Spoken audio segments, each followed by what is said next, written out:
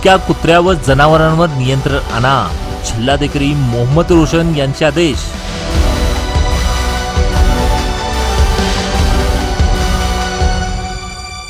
बेळगाव शहरातील 2 वेगवेगळ्या भागात कुत्र्यांच्या हल्ल्यांच्या घटना घडल्याने नागरिकांमध्ये भीतीचं वातावरण.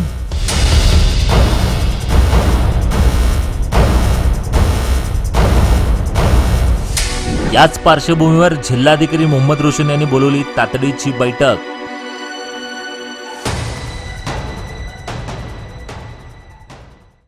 बेळगाव जिल्ह्यातील भटक्या कुत्र्यांचा व जनावरांचा उपद्रव दिवसेंदिवस वाढत आहे.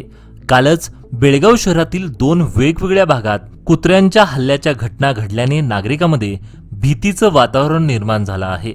या पार्श्वभूमीवर जिल्हाधिकारी मोहम्मद रोशन यांनी तातडीची महत्त्वाची बैठक बोलावली. या बैठकीत सर्वोच्च न्यायालयाने दिलेल्या आदेशाची प्रभावी अंमलबजावणी करण्यावर भर देण्यात आला आहे. बैठकीस महापालिका, पोलीस प्रशासन, पशुसंवर्धन विभाग, आरोग्य विभाग तसेच सामाजिक कार्यकर्ते उपस्थित होते. भटक्या प्राण्यामुळे होणारा अपघात, संसर्गजन्य रोग व नागरिकांच्या सुरक्षिततेचा प्रश्न गांभीर्याने घेत तातडीने उपाययोजना राबवण्याचे निर्देश जिल्हाधिकाऱ्यांनी संबंधित विभागाला दिले आहेत. जनजागृती मोहीम, कुत्र्यांचं लसीकरण, नसबंदी व पुनर्वसन केंद्राची स्थापना ही कामे प्राधान्याने हाती घेण्याचे ठरवण्यात आले आहे. नागरिकांच्या आरोग्य व सुरक्षिततेच्या दृष्टीने प्रशासन तात्काळ पावले उचलणार असल्याची ग्वाही यावेळी देण्यात आली. These are some practical problems that we have.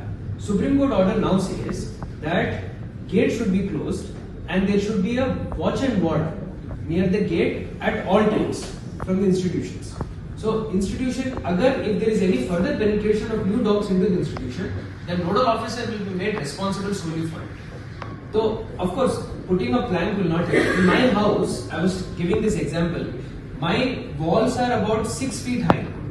A pack of 7 dogs entered my compound and they absolutely destroyed my poultry. They tore my hens apart because they were aggressive. So that will not help.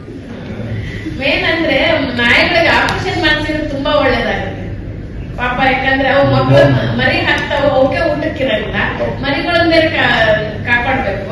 ಅವು ಮರಿಗೆ ತಾಯಿನ ಫುಡ್ಗೋಸ್ಕರ ಆ ಕಡೆ ಆಚೆಯಿಂದ ಈಚೆಯಿಂದ ಆಚೆ ಓಡಾಡ್ತಾರೆ.